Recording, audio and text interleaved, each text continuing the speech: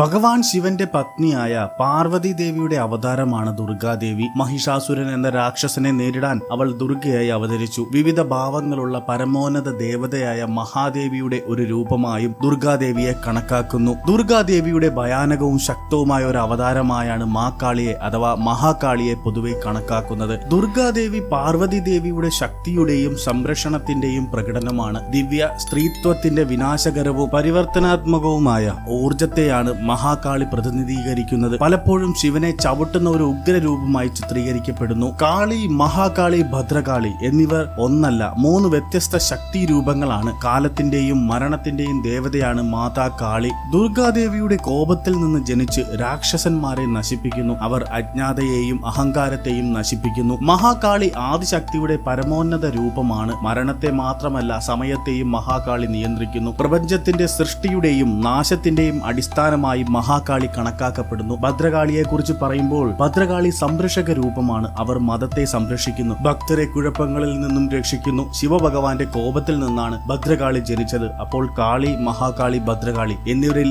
ഏറ്റവും ശക്തിയായ കാളി ആരാണ്? ഉത്തരം മഹാകാളി. കാരണം അവർ ആദിശക്തിയാണ്. വീഡിയോ ഇഷ്ടമായാൽ ലൈക്ക് ആൻഡ് സബ്സ്ക്രൈബ് ചെയ്യുക. ജയ് മഹാകാളി.